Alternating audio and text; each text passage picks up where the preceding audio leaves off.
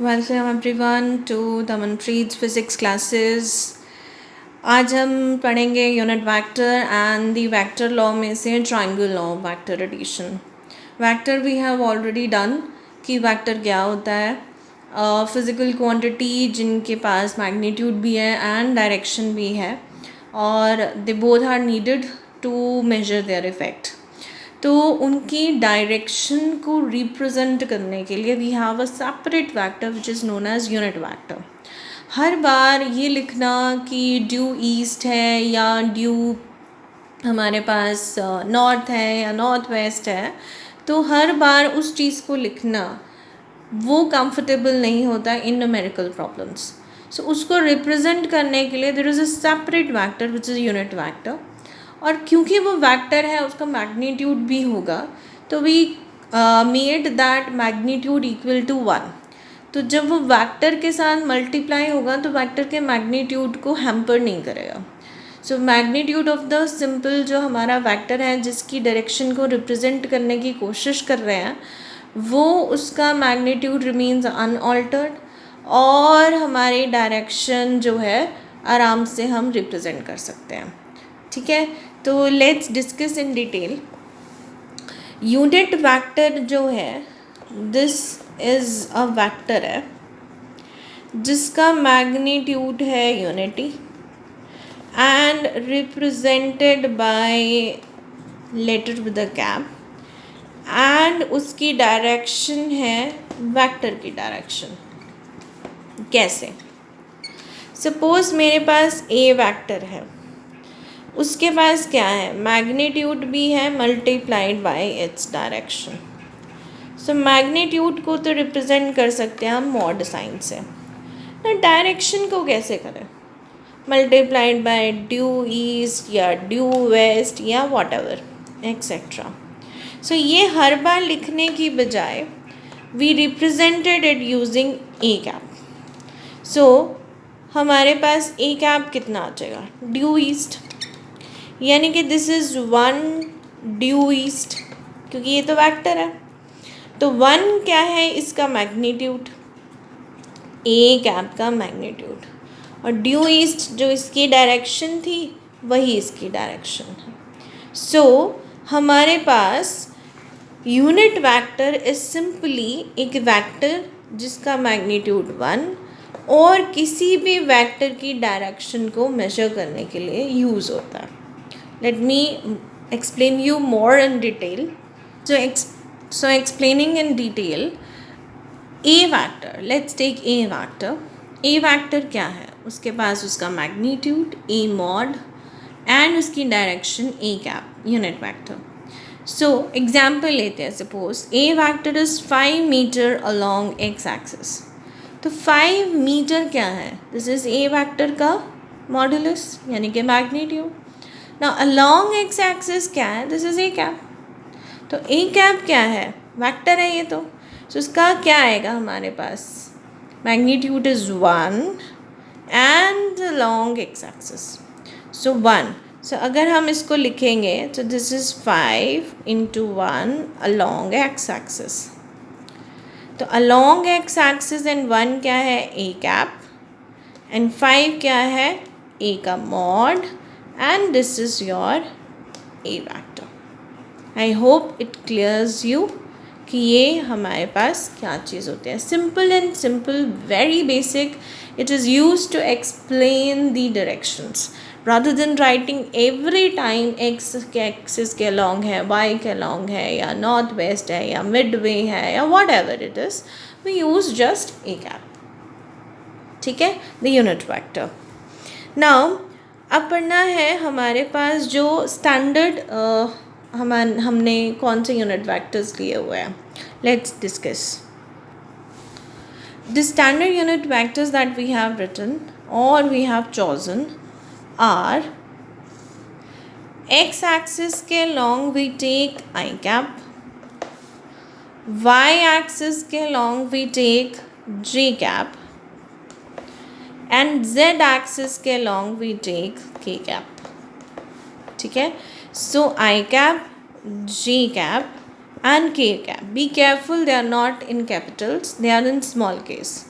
So I, j, k are unit vectors along x, y and z respectively, and so हमारे पास minus i cap, minus j cap and minus k cap, these are the unit vectors along minus x axis, minus y axis and minus z axis. ठीक है. So ये आपस में क्या है, these unit vectors are perpendicular to each other, so they are also called as orthogonal unit vectors. ठीक है, unit vectors है and mutually perpendicular है, so we call them orthogonal mutually perpendicular unit vectors. ठीक है. that is if we say sometimes question आ जाता है, तो आई cap का मैग्नीट्यूड कितना है 1, जे कैप का मैग्नीट्यूड कितना है 1, के कैप का मैग्नीट्यूड कितना है 1. so what is then I cap vector? this is 1 multiplied by along x axis. J cap क्या है 1 multiplied by along y axis, and k cap क्या है 1 multiplied by along z axis. So this along along along ये क्या है, this is i cap, j cap and k cap. So this are the unit vectors और we call them orthogonal unit vectors. और काफ़ी useful concept है, तो I hope it is clear now. And even then अगर आपके पास कोई भी problems है, यू कैन पोस्ट मी आप in my comment box, I will get back to you soon. ठीक है. Now the next topic is vector law. तो जो वेक्टर्स हैं उनको हम ऑपरेट करते हैं थ्रू वेक्टर लॉस.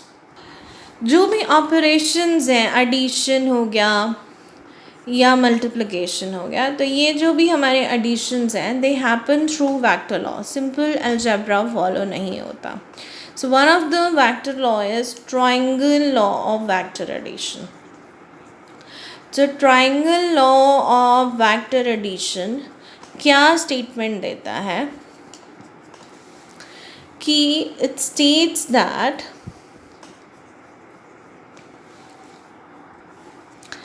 क्या स्टेट करता है कि अगर हमारे पास दो वैक्टर्स हैं, they can be represented by magnitude and direction, magnitude और डायरेक्शन दोनों के साथ by the two sides of triangle. Triangle की दो साइड्स से अगर हम दो वैक्टर्स को रिप्रेजेंट कर सकते हैं, दो साइड्स दो vector taken in the same order, that I will tell you कि सेम ऑर्डर क्या होता है. देन द थर्ड साइड जिसको क्लोजिंग साइड कहेंगे ऑफ द ट्राइंगल, ट्राइंगल की तीन साइड्स हैं, तो दो से तो हमने वेक्टर रिप्रेजेंट कर दिया, द क्लोजिंग साइड और the third side in opposite order represent their vector addition. ठीक है, वो उनका वेक्टर एडिशन को रिप्रेजेंट करता है. So this law applies on the vector addition. तो इसको diagrammatically I will explain you. Diagrammatically देखिए, अगर मेरे पास दो साइड्स ऑफ द ट्राइंगल ली हमने, ठीक है, A B and B C, these are the two sides of the triangle. अब इन दो साइड से हम दो वेक्टर्स को रिप्रेजेंट कर रहे हैं, A and a B vector. ठीक है, taken in same order. Order का मतलब क्या होता है कि let's take this, this is tail, this one is its head, and again we have tail of the b vector and this is head. तो order क्या है, tail head same order में. then the closing side जो third side है हमारे पास of the triangle की closing side which is AC in opposite order. order क्या चल रहा था, tail head.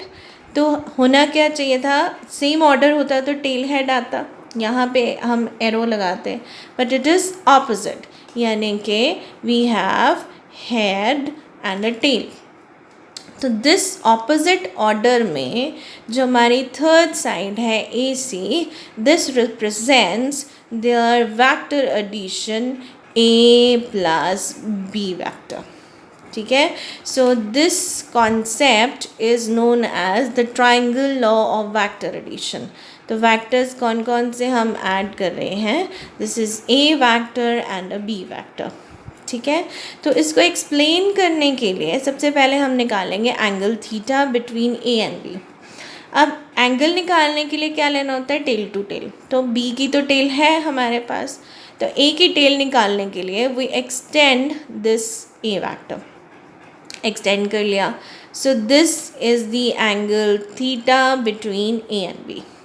नाउ इसका मैग्नीट्यूड ऑफ सी निकालने के लिए we will drop a perpendicular on this extended line. So let's take C D is the perpendicular drawn, ठीक है ना। ये जो हमने परपेंडिकुलर ड्रॉ किया, अब इससे हमारे पास A C and D, this becomes our right angle triangle, ये बड़ी वाली, ठीक है। So in triangle, right angled triangle A C D, हमारे पास A C which is C vector का मैग्नीट्यूड, हमें क्या निकालना है, सी वैक्टर का मैग्नीट्यूड निकालना है। So we have A C becomes equal to, Pythagoras लगाइए, ए डी का स्क्वायर प्लस सी डी का square. Now what is A D, this is a vector का क्या है, magnitude, A B plus B D, ठीक है। So this is A B plus B D, इसमें कोई वेक्टर साइन नहीं लगेगा, these are only magnitude, plus C D का स्क्वायर, ठीक है। ए बी क्या है, ए का मैग्नीट्यूड, ए वेक्टर का, बी डी का square plus C D. Now we do not know what are B D and C Ds, ठीक है। तो हम इसको निकालने की कोशिश करते हैं and we will put that up, ठीक है। तो अब इसको निकालने के लिए हमने क्या ली, this triangle will take B C D, this right angle triangle B C D, ठीक है। So in right angled triangle B C D, what do we have, ठीक है। इसमें हम sine theta and cos theta को consider करते हैं, this angle is theta. तो मेरे पास कॉस थीटा कितना आया, बेस अपॉन हाइपोटेन्यूज, ठीक है। तो हमारे पास बेस कितना है, बी डी, एंड हाइपोटेन्यूज कितना है, B C. So will write it B D by B C. Now what is B C, this is B vector का मैग्नीट्यूड है and B D we don't know, तो B D upon B का magnitude, इसको multiply कर दिया। So B cos theta becomes equal to B D, ठीक है, ये वैल्यू आ गई। Now again will find out sine theta. Now sine theta इस ट्राइंगल में क्या आएगा, perpendicular upon hypotenuse, perpendicular is C D and hypotenuse is B C. So this is perpendicular by hypotenuse CD by BC. CD we don't know and the BC is B का magnitude, ठीक है। So this is CD by B. So B को इधर multiply कर देंगे हम, so B sin theta becomes equal to CD, ठीक है। अब इनकी वैल्यूज़ हम इक्वेशन नंबर 1 में पुट कर देंगे। So what was our equation? A C यानी कि सी वैक्टर का मॉड इज रूट ऑफ,